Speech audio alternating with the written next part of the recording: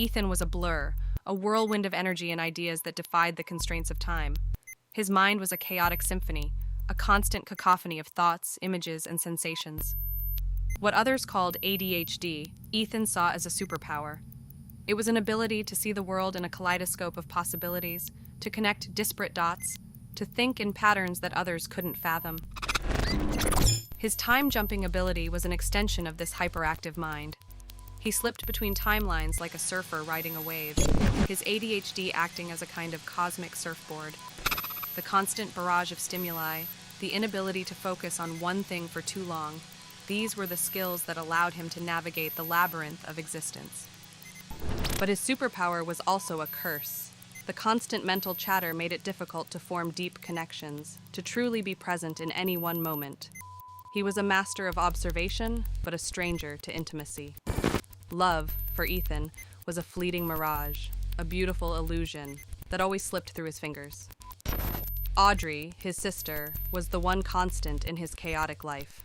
Their bond, forged in childhood, was the anchor that grounded him, the love that illuminated his world.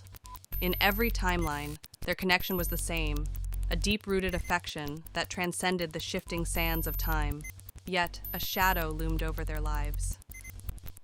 In every timeline, Audrey was marked by a cruel twist of fate. The disease, relentless and indifferent, crept into her life, a silent assassin with a predetermined target. Ethan watched helplessly as she withered away, timeline after timeline.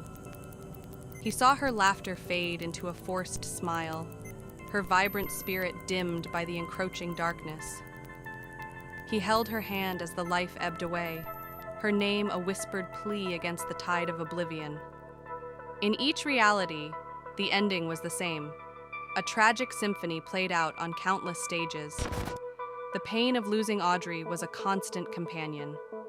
It was a wound that never healed, a scar that marked every timeline. He carried her suffering with him, a ghost haunting his own ghost. Driven by a desperate love and a relentless pursuit of a cure, Ethan became trapped in a cycle of hope and despair. He would jump from timeline to timeline, dedicating his life to medical research, pharmaceutical development, or spiritual healing.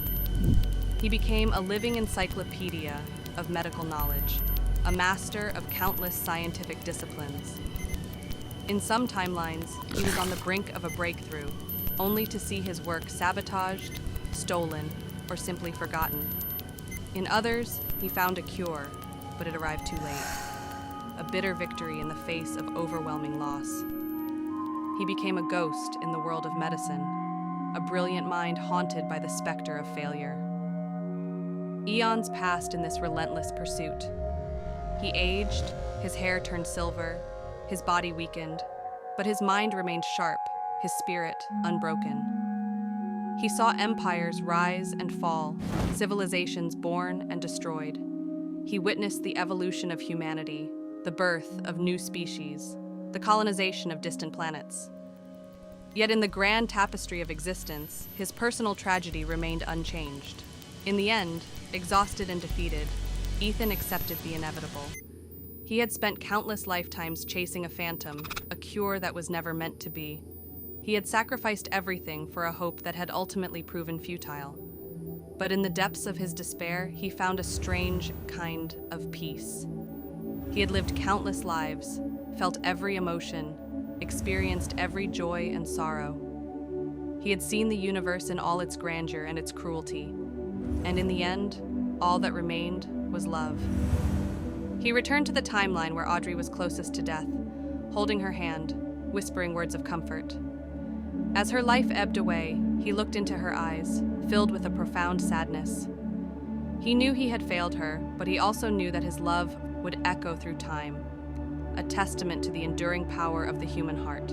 And so, as she took her final breath, he held her close, a silent promise to carry her memory with him, to honor her life by living fully and by never giving up hope, even in the face of the inevitable.